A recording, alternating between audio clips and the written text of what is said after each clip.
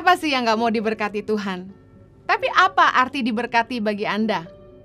Berkat itu selalu dikonotasikan dengan kekayaan yang melimpah, punya rumah mewah, mobil mewah, kedudukan yang tinggi, punya nama besar, ketenaran.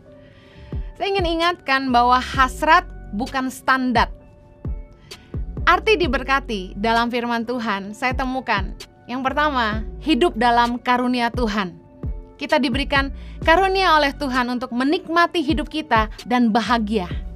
Pengkhotbah 5 ayat 19-20 berkata begini.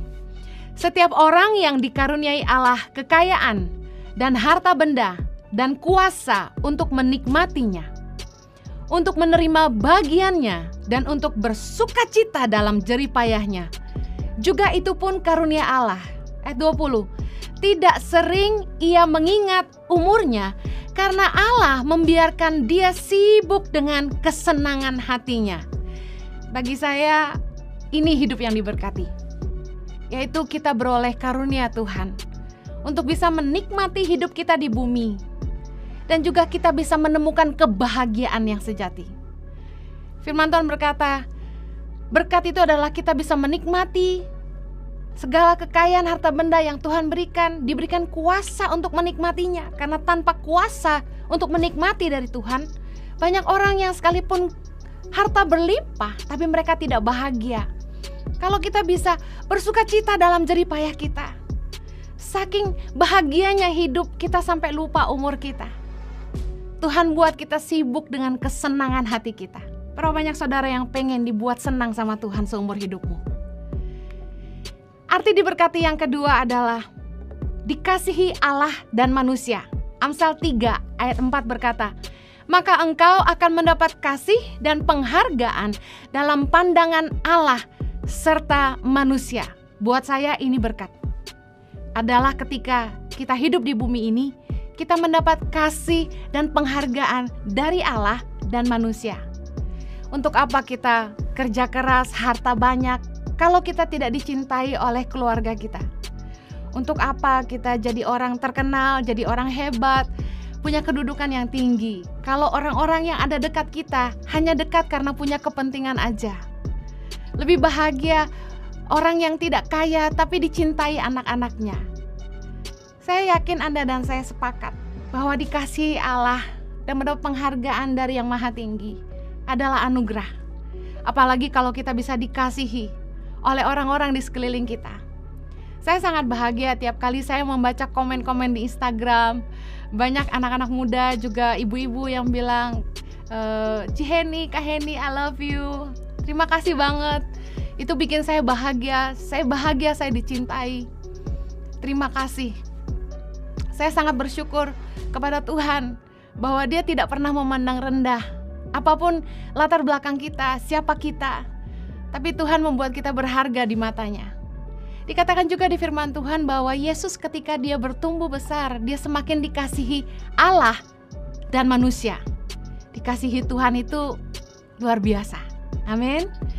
Yang ketiga, arti diberkati adalah bisa mengerti dan menghidupi kehendak Allah dalam hidup kita.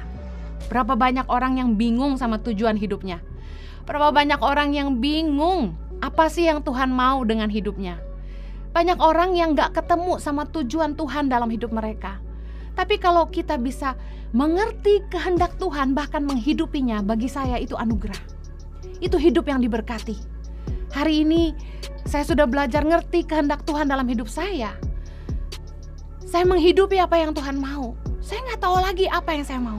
Bagi saya sangat diberkati. Matius 7:21 berkata, bukan setiap orang yang berseru kepadaku, Tuhan, Tuhan, yang akan masuk ke dalam kerajaan sorga, melainkan dia yang melakukan kehendak Bapakku yang di sorga. Buat apa kita capek-capek melayani? Buat apa kita menabur banyak? Kita lakukan semuanya untuk Tuhan, kata kita, apabila kita tidak mendapat bagian dalam kerajaan sorga. Bukankah sia-sia? Bagi saya, sia-sia semuanya. Punya nama besar, punya harta banyak, punya harta melimpah. Kalau pada akhirnya ketika kita harus kembali kepada Bapa di sorga, kita tidak mendapat bagian dalam kerajaannya. Bukankah hidup di bumi ini sementara? Hidup yang diberkati itu adalah kalau kita hidup di bumi, kita ngerti kehendak Tuhan dan kita melakukannya, dan pada akhirnya upah kita adalah kita akan masuk dalam kerajaan sorga yang kekal. Itulah hidup yang diberkati, kata firman Tuhan. Saya ingin share 5 hal tentang kunci diberkati selama hidup di bumi. Kalau Anda ingin hidup Anda berhasil, ada 5 kunci dalam firman Tuhan. Yang pertama, hiduplah mengandalkan Tuhan. Yeremia 17 ayat yang ke-7 berkata begini. Diberkatilah orang yang mengandalkan Tuhan, yang menaruh harapannya kepada Tuhan. Gimana sih Kak Heni, Bu Heni hidup mengandalkan Tuhan? Apa kita gak usah kerja? No, orang yang mengandalkan Tuhan tuh gini, selalu datang sama Tuhan, berdoa minta pertolongan. Mau pergi kerja, doa. Butuh ambil keputusan, doa. Minta hikmat sama Tuhan. Mau cari pasangan, doa. Dalam setiap upaya dan usaha yang kita lakukan dengan hidup kita di bumi ini, kita menyertakan Tuhan di dalam doa dan pengharapan, di dalam iman. Di tengah-tengah pandemi, di tengah-tengah kesulitan dan tekanan, bagaimana saya dan suami bingung. Saya cuma datang di kaki Tuhan dan minta pertolongan, minta hikmat Tuhan. Market berkata, semua dagangan sepi, banyak store-store tutup, banyak orang-orang yang menjual apparel, pakaian, tidak jalan. Sementara bisnis section Tangan Pengharapan untuk fundraising adalah Batik Tangan Pengharapan dan Positif by ETP yang notabene berjualan apparel atau pakaian. Saya bilang, Tuhan, aku tidak mau mempercayai keadaan. Aku mau mempercayai Tuhan yang akan menyediakan semua yang kami butuhkan. Saya bersyukur hidup mengandalkan Tuhan itu kunci diberkati. Bagaimana kami bisa bertahan di tengah-tengah masa sulit? Saya sungguh tidak punya kunci apapun, gak ada rahasia apapun selain mengandalkan Tuhan. Satu-satunya andalan hidup saya. Mari terus andalkan Tuhan. Kalau Anda mau ambil keputusan apapun, ayo sertakan Tuhan. Dia sumber hikmat, Dia penolong dan jalan keluar dan sumber pertolongan dalam hidup kita. Kunci diberkati yang kedua, hidup takut akan Tuhan. Mazmur 128 ayat yang keempat berkata begini. Sesungguhnya demikianlah akan diberkati orang laki-laki yang takut akan Tuhan. Mari semua pria katakan, amin. Mazmur 115 ayat 13 berkata, memberkati orang-orang yang takut akan Tuhan, baik yang kecil maupun yang besar. Ayo yang kecil dan besar, yang mau diberkati Tuhan sama-sama katakan, amin. Kunci diberkati adalah takut akan Tuhan. Amsal 22 ayat 4. Ganjaran kerendahan hati dan takut akan Tuhan adalah kekayaan, kehormatan, dan kehidupan. Saudara harus tahu bahwa kekayaan, kehormatan, dan kehidupan adalah upah dari kerendahan hati dan takut akan Tuhan. Apa sih takut akan Tuhan? Sederhana sekali. Amsal 8 ayat 13 berkata begini. Takut akan Tuhan ialah membenci kejahatan. Aku benci kepada kesombongan, kecongkakan, tingkah laku yang jahat, mulut penuh tipu muslihat. Orang-orang yang takut akan Tuhan adalah orang-orang yang membenci kejahatan, tidak suka berbuat jahat, tidak suka melihat orang lain dijahati, benci kepada kesombongan, kepada kecongkakan, tingkah laku yang jahat. Orang yang takut akan Tuhan tidak akan berbuat jahat kepada orang lain. Orang yang takut akan Tuhan akan berusaha menjauhi kejahatan. Kalaupun diajak sama teman melakukan suatu kejahatan untuk mendapat keuntungan, orang yang takut akan Tuhan tidak akan melakukannya karena dia tahu Tuhan melihat semua yang dia buat. Takut akan Tuhan itu adalah sikap hati. Lahir dalam buah-buah hidup kita ketika kita tidak merencanakan yang jahat kepada orang lain, tidak mencuri meskipun kita bisa, tidak menekan orang lain, tidak menindas orang lain, tidak korupsi, tidak mencuri. Kita tidak berbuat jahat, bukan karena tidak ada yang lihat, bukan karena ada yang lihat, tapi kita tidak berbuat jahat karena kita tahu Tuhan melihat. Orang yang takut akan Tuhan, mulutnya tidak penuh tipu muslihat. Hati-hati dengan mulut kita. Lidah ini bisa jadi sumber masalah. Firman Tuhan berkata, hidup dan mati dikuasai lidah. Siapa yang suka menggemakannya akan memakan buahnya. Kalau Anda ingin punya hidup yang baik, kata firman Tuhan, kita juga harus memperkatakan yang baik. Mulut kita nggak boleh penuh tipu muslihat, adu domba kanan kiri, membuat atau mengarang cerita yang tidak ada untuk menjatuhkan orang lain. Saya sedih melihat ada yang menjelek-jelekan orang lain di Instagram saya. Tulis di komen panjang-panjang dengan menyebut nama, tag orangnya, menyerang orang lain di Instagram saya. Ketika ada firman Tuhan yang disampaikan, dia serang orang lain. Yang lebih ngeri, zaman sekarang, kalau firman Tuhan diberitakan, jemaat boleh kritis, tapi jangan berbuat jahat. Jangan menyerang hamba Tuhan. Kalau Anda punya pendapat yang berbeda, semoga Anda melakukannya saja. Karena iman tanpa perbuatan sia-sia. Kalau kita mau lihat pengajaran itu benar atau tidak, kita lihat aja buah-buah kehidupan orang yang mengajarkannya. Kalau saya boleh izin di sini, saya bersyukur kalau Tuhan memakai hidup saya untuk mengajarkan firman Tuhan dengan bahasa yang mudah dimengerti, sehari-hari. Dan saya banyak melihat kesaksian di Instagram maupun di YouTube, banyak orang yang diberkati, hidupnya diubahkan, pikirannya berubah, shifting mindset, hidupnya jadi lebih baik. Bahkan ada yang hidup dalam dosa berhenti berbuat dosa, ada yang mau cerai tidak jadi cerai, ada orang yang lemah dikuatkan. Ayo, kenapa enggak lihat buahnya? Kenapa selalu menyerang?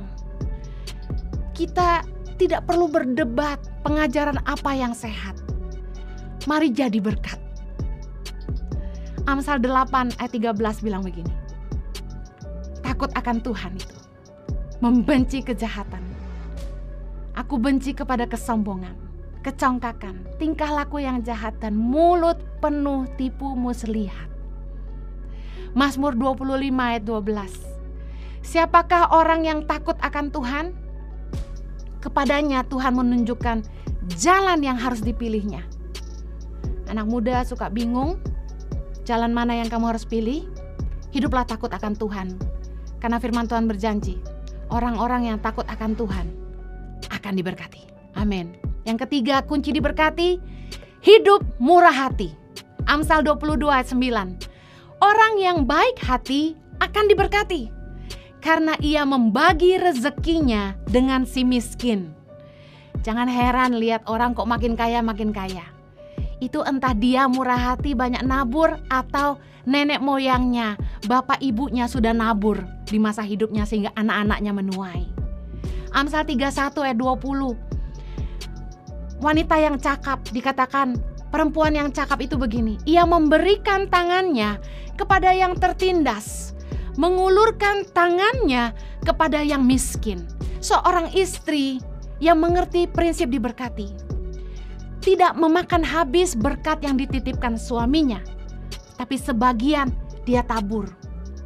Jangan sampai ada istri-istri yang medit ketika suami ingin bantu orang, istri yang menghalangi.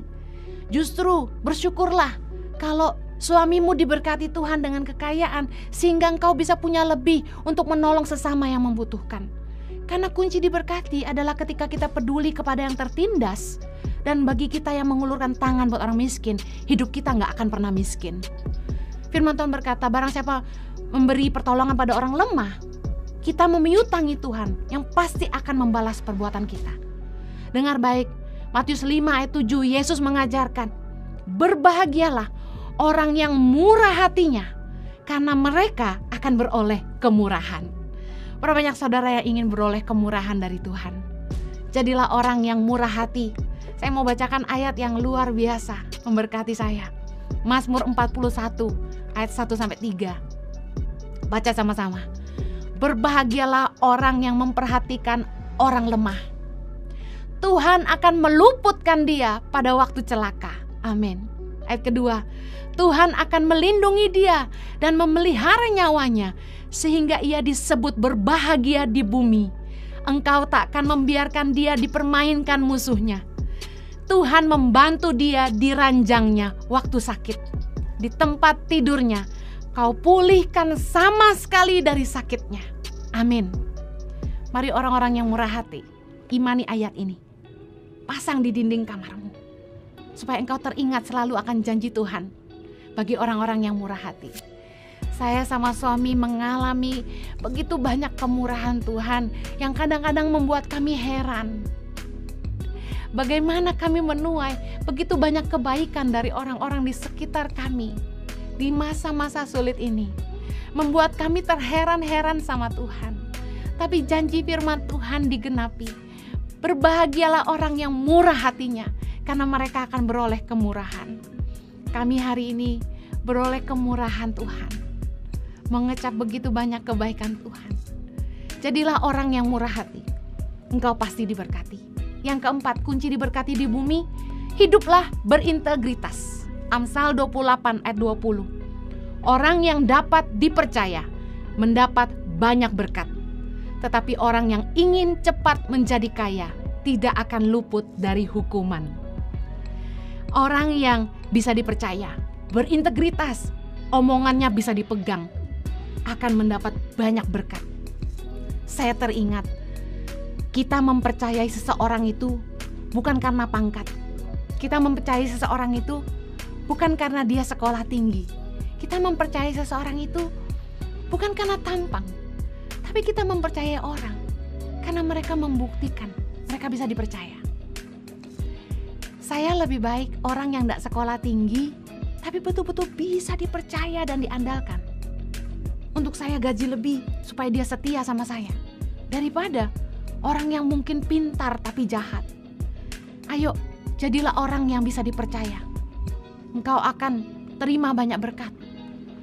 Amsal 16 ayat 17. Menjauhi kejahatan itulah jalan orang jujur.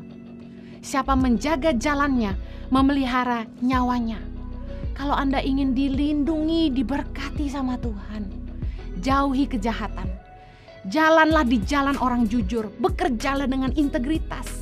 Jangan ambil yang bukan bagianmu. Jangan mencuri sekalipun engkau bisa. Jangan berdusta. Ya katakan ya, tidak katakan tidak. Lebih daripada itu adalah dusta. Tidak ada bohong putih, bohong hitam. Semua dusta adalah dusta. Jangan berbuat jahat kepada sesama. Jangan menjatuhkan orang lain.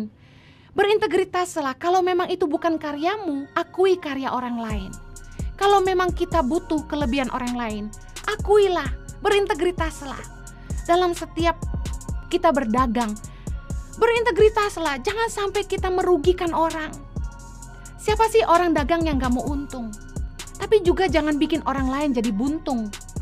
Jangan sampai kita menjungkir balikan mangkok nasi orang lain hanya demi mengenyangkan perut sendiri. Jadilah orang yang berintegritas. Dengar baik, Mazmur 24:4 berkata begini. Orang yang bersih tangannya dan murni hatinya, yang tidak menyerahkan diri kepada penipuan, yang tidak bersumpah palsu, dialah yang akan menerima berkat dari Tuhan dan keadilan dari Allah yang menyelamatkan dia. Amin. Saya mau bertanya kepada saudara, akankah saudara memberkati stafmu, bawahanmu, pegawaimu yang benar-benar berintegritas? Anda pilih mana? Punya staf yang sekolah tinggi tapi tidak jujur? Atau staf yang mungkin cuma lulusan SMP tapi dia berintegritas dan bisa dipercaya? Anda lebih baik gaji lebih yang mana? Kalau kita sebagai manusia saja lebih menghargai orang yang berintegritas, apalagi Tuhan. Berkat Tuhan akan turun atas orang-orang jujur yang berintegritas, katakan amin. Kita nggak boleh mencuri, gak boleh merugikan orang lain hanya demi mengenyangkan perut sendiri. Makanya waktu Yesus dicobai oleh iblis untuk mengubah batu jadi roti, Yesus tidak lakukan. Yesus bilang gini, manusia hidup bukan dari roti saja, tapi dari firman Allah. Yang artinya gini, kita itu kenyang bukan dari makanan aja, tapi dari menghidupi kebenaran firman Allah. Yang terakhir, kunci diberkati di bumi, hidup dalam kebenaran, taat kepada firman Tuhan. Mazmur 5 ayat 12 bilang gini, sebab Engkaulah yang memberkati orang benar ya Tuhan. Engkau memagari dia dengan anugerah-Mu seperti perisai. Mazmur 112 ayat kedua, anak cucunya akan perkasa di bumi. Angkatan orang benar akan diberkati. Kalau hari ini Anda hidup diberkati, saya mau bilang itu pasti karena Anda hidup dalam kebenaran dan ketaatan akan firman Tuhan. Karena ada taburan dari ayahmu, ibumu, atau keturunan sebelum itu.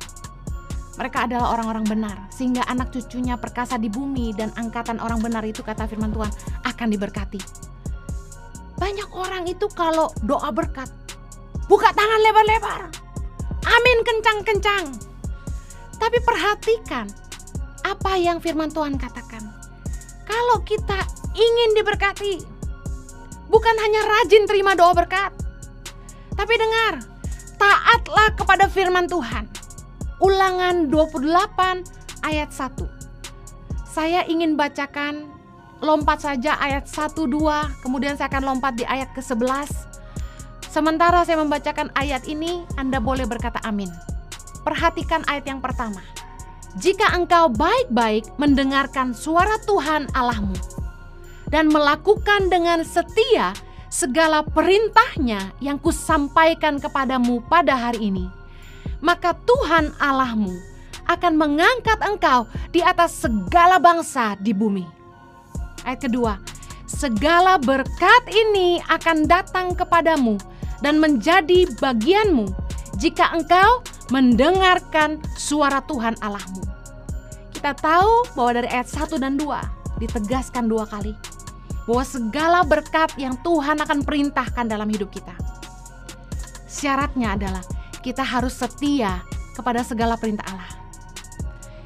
Kita harus melakukan bagian kita, yaitu mendengarkan suara Tuhan. Kebanyakan manusia hanya mau berkatnya saja, hanya mau menerima kebaikan Tuhan, tapi tidak mau hidup dalam hukum-hukumnya, tidak mau hidup dalam ketaatan akan firman-Nya. Dengar firman Tuhan, tidak ada jalan pintas. Kalau Anda ingin diberkati Tuhan di bumi, Ulangan 28 ayat 11, berkat-berkat ini akan jadi bagian dalam hidupmu.